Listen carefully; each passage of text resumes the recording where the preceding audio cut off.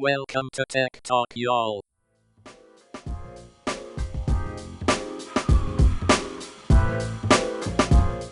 Hi, and welcome to Tech Talk, y'all, episode 343. I'm Adam Walker.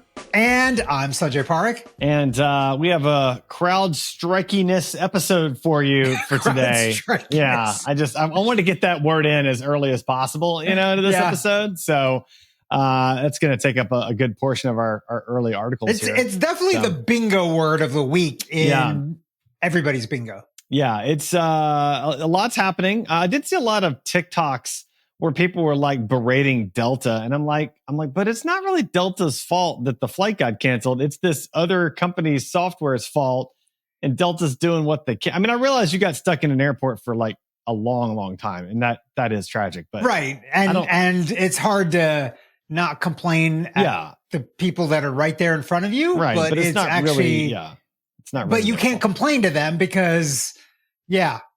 And if you do, they're going to give you things that are not that useful. And we're going to talk about those in just a second. Well, and let's just start. So first article, CrowdStrike explains what went wrong days after global tech outage. So let me see if I understand this correctly. What they said is there was a bug in our quality assurance testing software that meant that did not find this very, very critical flaw in our update. And then we pushed it out worldwide and crashed half the internet. Is that basically what they said? That's basically what they said. Here's the problem with all of this. Whenever you're doing large scale software like this, and this happens even in other products that I have in my own home. Yeah. The company generally does not push out the same update to everybody everywhere at the same time. Right. You roll it out in stages. Correct. Just in case you miss something. Now, the only time to not do that is if there's a critical bug. When you're in, critical bug. Absolutely. And you're in cybersecurity, which they are. Right. Yeah. And you're like, this is disastrous. And there are active attacks going on. Sometimes then you release all the stops and be like, it's better to protect people and maybe have a bug than not protect them and then get hacked. Right. This was not that case. They have not said this update was for anything that was huge or important or anything else like that. And they just willy-nilly rolled it out instead of going in stages, it seems like. And that's what has caused all the trouble. Yeah, that is terrifying. Let's go to the next one. I mean, we're gonna talk for a minute here. So and the next one is important because it rolls into another one that I want to talk about in just a second. Yep. This article talks about how much it's going to cost. And the estimate is just for Fortune 500 companies in the US, $5.4 billion. Yeah. The insurance companies are going to be arguing over this for a while because that's a lot of money. But think about the ripple effect of this from like that's just the Fortune 500. But what about the one person consulting company that missed their flight, that didn't get paid whatever their daily? I mean, like that times millions. Like, oh my gosh. Yeah. And apparently like these, to the next article, they've been not doing that great for a while. Because apparently CrowdStrike broke Debian and Rocky Linux months ago and nobody noticed. Yes. There's a quote from this article I wanted to make sure that we hit. So this is from a team member, I think, or a former team member at CrowdStrike. I'm not exactly sure which. They said, quote, CrowdStrike's model seems to be, quote, we push software to your machines anytime we want, whether or not it's urgent without testing it, end quote. Yeah, that's not an ideal strategy in any shape or form. But look, hey, if you're upset about this, CrowdStrike will compensate you for it. They're sending out $10 apology gift cards to say they're sorry for the outage. That don't work. They were for Uber Eats. That don't work. Yeah. And they didn't work because they were getting so many redeemed that Uber Eats thought it was fraudulent and shut it down. And so the $10 gift cards are only for the people that were their clients. So for you and me that may have been affected by it, we're out of luck. Yes. Yeah. So a couple thoughts. Number one, whoever is running their kind of like update technology department and did not do kind of this rolling update that you mentioned, like they're probably going to need to go. Number two, whoever their PR person is that thought, hey, we've just caused $5.4 billion in damages for our clients. Let's go give out a bunch of $10 Uber Eats gift cards. I'm thinking maybe they shouldn't work there anymore too. Like that just seems like a bad move from a PR You know who actually dealt with this really well? I heard, and I didn't see this, but I heard through the grapevine that Krispy Kreme on the day of the outage was giving away free donuts. Yeah. I don't know if, I don't think they were affected by it, but they were like, you guys are all hurting. We're going to make your day better. You get free donuts. Come get some donuts. And I don't know if CrowdStrike was like, well, if they can give away donuts, we can give a $10 Uber Eats card. Maybe that was their motivation. It's not the same. That's not the same. We're here to tell you, CrowdStrike. That's not the right. No, that's not the right approach. You're not Krispy Kreme. That's not going to work out well for any of us. Yeah. Well, speaking of something that's not going to work out well, after years of uncertainty, Google says it won't be deprecating third-party cookies in Chrome, to the surprise and shock of everybody. Oh, who saw this coming? What? They want to keep third-party cookies and track more of your data? Huh? I'm surprised. Oh my gosh. We make all of our money on, we're not going to get rid of it. Oh, surprise. They're going to add, like user capabilities for more privacy options or some other garbage like that. Buried 8 levels down in a menu that is like double negative quoted, so you can't figure out which way you're supposed to actually set it for privacy. Or you know what you could just do? Switch to Firefox. Yeah, that would work. You should think about that. Other than the one setting we talked about a week or two ago that was not good. But hopefully we'll get better because overall pretty good. It's overall pretty good. That's right. Yeah. So generally give it a shot. Yeah. Blocks third-party cookies, all kind of good. Something else that's getting blocked or not rolled out at any time that he thinks it is. Elon Musk sets a new date for Tesla Robotaxi reveal and calls everything beyond autonomy noise. So wait, hold on. I want to make sure I understand. You're telling me that Elon Musk had set a date for something and then he didn't deliver on that date and it got pushed back? Shocking. I know. Shocking. What? It's not like it's happened before with full self-driving. With everything. It's not like it's happened before with everything. Every single timeline. I don't know why people in the media give this guy press talking about new dates. They should just be like, you know what? When you actually do it, we'll write about it then. I think if I were a journalist writing about an Elon Musk timeline, I would write something to the effect of Elon Musk says this will be rolled out on, and I would just put XX, XXX for I'd literally put a placeholder value in there that is undefined completely on purpose. And I'd put an asterisk there that says this is because I would just change it and just say someday way in the future that is not going to matter hopefully, at all. Someday way in the future, hopefully before the person that reading this dies. Like that's the timeline. Hopefully somewhere in there. That's the goal. Maybe before you die, but very likely not. So don't hold your breath. Oh my gosh. Because it's not going to be good. Yeah. But somebody that is pushing the envelope a little bit is Switzerland. Switzerland now requires all government software to be open source.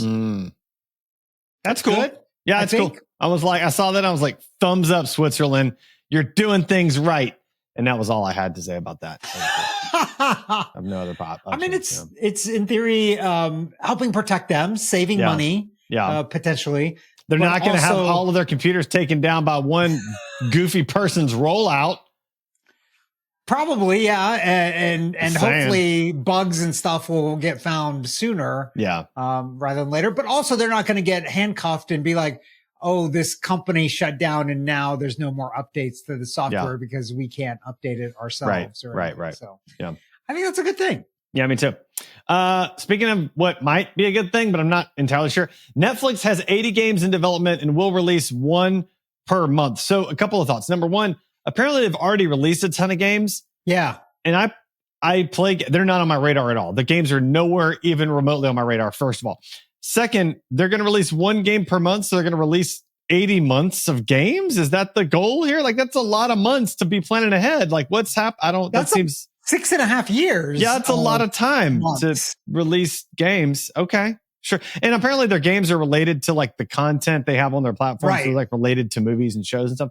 Which like, okay, and it's like some kind of like narrative sort of games. Some are random too. Some are very random. And I've played some of them. Okay. And some of them are really good. Like kind of mind, like there was one that you had to find the thing in the images. It was kind of like a Where's Waldo type of thing. It was fun for a while. Yeah. And then I was like, okay, I've moved on from this. Yeah. So fair enough. There's some decent games there. I think they're more than anything, they're time wasters when you're standing in line, somewhere at the DMV usually, because that's the biggest line you can ever stand in. Or when you're waiting at a doctor's office or something like that. Everybody loves the DMV, man. I don't see why are you dogging on the DMV? It's like the best. I've actually not stood in a DMV line since I got my license because now everything's in the mail, right? When I think about a vacation, I think DMV waiting room. Like that's just the first thing that comes to mind.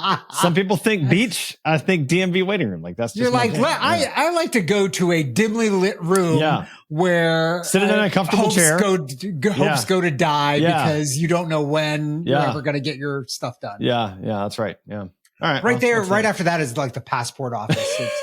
But the passport office is a little bit better lit is the only difference. Okay. Something that you can use while you're at the passport office or at the DMV is a foldable phone. And Apple is beginning serious work on a foldable iPhone, apparently. Okay. You're an Apple fanboy. Are you going to get an Apple foldable phone? I don't know that I really get the benefit of the foldable phone.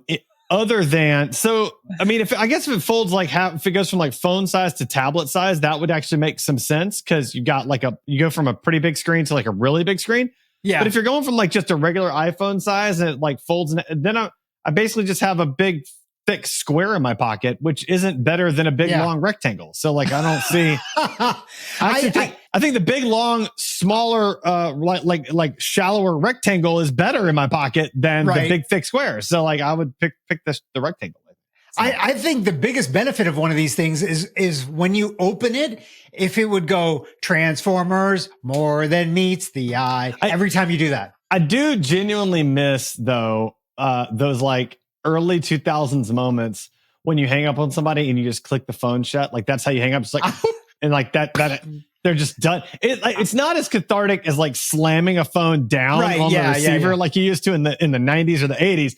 Yeah. But it's at least more cathartic than like, let me hit that red button. Like it's better than that. So I mean, maybe I would go for that. I don't know. That's the only thing I can see. Yeah, you think one would assume when you slam it shut, the two sides of it, that it should end the call, right? Yeah, I would think so. I mean, I hope so. Yeah, if it doesn't, that'd be profoundly disappointing. Then do you have to unfold it to talk? Like, how do you hold it to your head when you're? I don't know, man. I got nothing, man. I don't know nothing about no foldable phones. So, speaking of things that also are not going to affect me, Ferrari extends cryptocurrency payment system to Europe after U.S. launch. So that's going to affect me not affect me in two ways. Number one, I'm not buying a Ferrari in Europe. Number two, I'm not buying a Ferrari with cryptocurrency. Number three, I'm not buying a Ferrari. So I guess it's going to affect me in three ways. Yeah, I learned how to count. I think it really only affects you in one way. I'm not buying a Ferrari. The other two are kind of two are kind of side effects of that. I mean,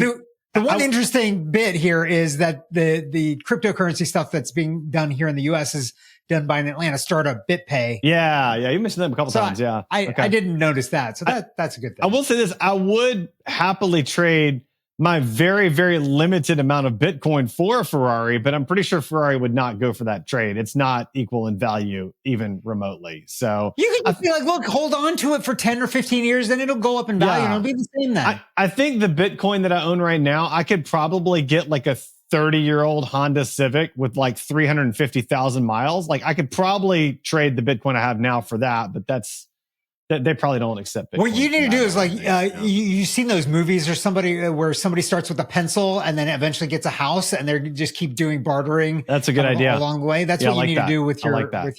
Honda. I can go get a 350,000 mile Honda and then just barter my way into a Ferrari. That's what you're thinking? Exactly. That's what I'm saying. That's a good plan. I think if we filmed that would be a pretty interesting YouTube video. I mean, and it would probably only take me the rest of my natural life to do it. So like, that's a great idea. Let's do that. So. I don't know. People are dumb sometimes when you tell them that this is for a YouTube something or another, and they'll be like, okay, I'll want to be a part of that. All right. But something that apparently nobody wants to be a part of is Google. Wiz walks. We talked about this last week. Wiz walks away from a $23 billion deal with Google, and they're going to pursue an IPO instead. So that was the best segue ever right there. That was so good. It was so good. HubSpot has said, no, thank you. Yeah. Wiz now has said, no, thank you. By the way, Wiz was previously valued at $12 billion, and this was a $23 billion deal.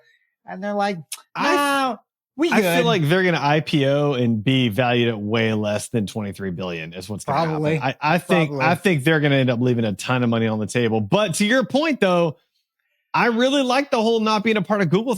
I mean, again, like we've said this before, but I'm starting to buy some more home automation stuff. And I'm like, I will never, ever buy anything Google again. Like I won't do it again. It's going to get shut down. It's going to get deprecated. It's going to, I mean, I spent a stupid amount of money on a Google security system that is worth absolutely nothing now. I got to go take all the hardware and recycle it all. I mean, it's ridiculous. So, but I think one of the things that the founders of Wiz were concerned about was if they went down this deal, if there was going to be some antitrust or some litigation around it, and maybe the deal would never even happen, and it would just lock them up into this waiting game when then they can't get any liquidity any other way because they're waiting for somebody to decide, is this acquisition okay or not? So I think it's, in theory, they left all this money on the table, but maybe in theory they didn't. Yeah, that's because true. if the deal never happened, that's right. Right, then it wouldn't have been any money anyways. Yeah.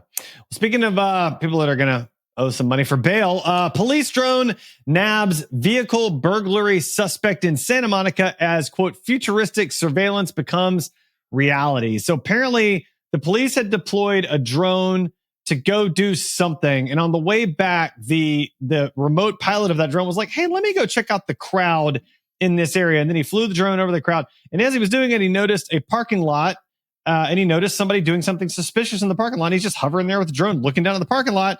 And there's a dude breaks into a car and then does some stuff and then gets out and then breaks into another car. It's pretty obvious, that he's not owning both of those cars. And so the guy dispatches the police and they go arrest the guy. And like, that's interesting. Yeah.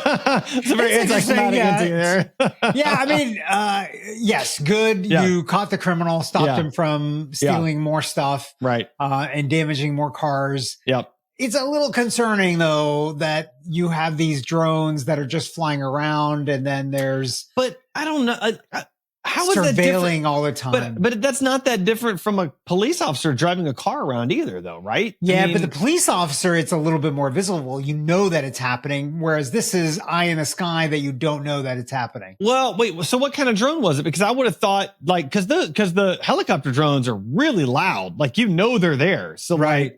This looked pretty high up when it was the far shot on the video. Okay, and all right. I mean, dude obviously didn't hear it or see it, which looked great in this case because he was doing things that he shouldn't be doing. Right. But, I don't know. It makes you worried about what happens in the future. Is there going to be constant surveillance outside? Like the second you step outside of your door at home, that somebody's going to be able to track type you. Surveillance, like exactly, right? Yeah. I'm worried about becoming Will Smith or something. Yeah, I mean, I would love to become Will Smith in certain aspects, but not others. Not in other aspects. Yeah. Yeah. I'd love to have his acting ability, his rapping ability, maybe not his slapping ability. That's all I'm trying to say. So I'm just being real, man. I'm just being real. I think it's the use of the slapping ability. I think everybody has the slapping ability, just when to use it and when. Yeah, that filter was broken. So the control mechanism was out of use. That's right. Yeah. So last article I think before Weird and Wacky. This is kind of sad, I think, because it's always existed as I've been alive. But Jupiter's Great Red Spot could disappear within 20 years. So make sure you make your plans to go visit as soon as you can, because it could be gone. Wait, no, you don't want to visit that. What I want to know is this is a giant storm. If there's no big red spot on the planet, how will we know which one's Jupiter? Like, that's really like, that's the most identifying part. Like, how are you going to know? You're going to look at it and be like, that looks like Pluto now. Like, I don't like. Well, it's the other big one. I was kidding, obviously. Right, like the two big ones. You've got Saturn and Pluto. Not Pluto. See, now you got Pluto in mind. Saturn and Jupiter. Saturn and Jupiter are the big ones, but Jupiter doesn't have rings. And isn't the big red spot like a storm? And it's just been going forever and ever and ever? Massive storm that I think I don't know what it is, like 10 Earths could fit inside of. It's huge. But apparently there's some kind of dynamics around this, like, adding of energy into that storm that's now starting to dissipate after I don't know how many eons that it's been there. But apparently that storm moves at 300 miles an hour in places, which, you don't want to be in that storm. I mean, I don't think you want to be on Jupiter at all. That seems like it would be bad for you. Probably not a good plan. Time for the Weird and Wacky segment. Abominable snowman. He's not an axe murderer. One of the TAs turned out to be a bot. All right, we got one weird and wacky for you today. Robot dog cleans up beaches with foot-mounted vacuums, and this feels to me like not all that practical at all. And there's got to be a better way to clean up beaches. And why? Am I wrong? Well, it's an interesting story. So it's mainly focused on cigarette butts. And apparently it's estimated that every year 4 trillion cigarette butts are tossed on the ground, I guess on beaches and stuff too. But they also leach over 700 different toxic chemicals into the environment. Okay, so here's a couple things. One, if you smoke, you probably shouldn't, because 700 different toxic chemicals. But number two, if you do, can you not throw it on the ground? But people do. And so the point of these robot vacuum dog feet, that's like a phrase I never thought I'd say, is to get the cigarette butts out. And, keep them somewhere else, I guess. The number of people that smoke, that number feels astronomically high considering how few people smoke now compared to, say, 20 years ago. So, are there still that many people that smoke that many cigarettes? I think, if you look at other countries, the rates of smoking. No, that's a good point. The rates of smoking are way higher. Are not like they are here, right? Yeah, that's a great point. I mean, I thought about that. There are some countries where fully half of the population smokes. Yeah, you're right. I hadn't thought about that one. Right. My perspective is countries. Yeah. Right. My perspective is like Metro Atlanta. You just don't see that much smoking in Metro Atlanta. But you're right. Other countries are totally different. You're right. Yeah. I mean, and honestly, it's our country as well. We were in New York not too long ago, and there's so much smoking. So much. So there's some cities where it's very, very prevalent. And like I said, in other countries, it is very high. There are some of those countries too where a non-smoking section doesn't exist in restaurants. I don't know if that's true now, but I remember decades ago, I was visiting in Japan and I went in early on. I was like, non-smoking, because that was still a thing here in the US. We had non-smoking smoking sections. Now, of course, we don't. It's all non-smoking. Right. There, they were like, there's no non-smoking section. It's all smoking. And crazy. So it's like, oh, that's because a lot of y'all smoke. So there you go. So okay. I know. Tech wreck, time to get your tech wreck. Tech wreck. Chicky. Tech wreck. Time to get your tech wreck. Okay, Adam, it is time for Tech Recs. What do you have for us this week? So I'm going to give you a broad tech rec. I got a new phone case. I usually go with boring black phone cases, but I decided to go with the design this time. So I got a Casely phone case for my phone, and I like it. It fits well. It seems to be pretty durable so far. Covers the camera well. It's got a bezeled edge around the camera. So if I set it down on the desk, the beveled. You said bezeled. I did. I'm not thinking. Yeah, beveled. I meant that's what I meant. Yeah. It's got the same thing on the front. It's a good case. So if you're, and it's a lot cheaper than if you got, a more expensive case. So case leak. This is a good case. For those of you that aren't watching Yeah. the video, by the way, you missed Adam showing off his nice new fancy case. I thought you were an anti-phone case person. I thought No. you never I've used always had a phone cases. case. No, I've You always had a have? phone Okay, case. okay. Yeah. I don't Okay, I'm typically confusing do you. screen protectors on the phone itself. Okay. I do on other things, but not typically on the directly on the phone. But I've always have a phone case. Yeah, for sure. So Okay. Yeah. I'm a phone case and a screen protector guy. And it's been fantastic because the phone being protected like that means that when you do trade it in or try to sell it, you get top dollar for the phone. In that swap off. Yeah. And to me, it's not like it's that obtrusive in the pocket or anything else like that. My phone case, I'm going to show you my phone case. It's, and you see that nice Tech Talk Y'all sticker on there too. But, Tech Talk Y'all. I'm a big fan of the OtterBox cases, which are a little bit thicker than the one that you showed there, but and a bit they more do expensive. a great job.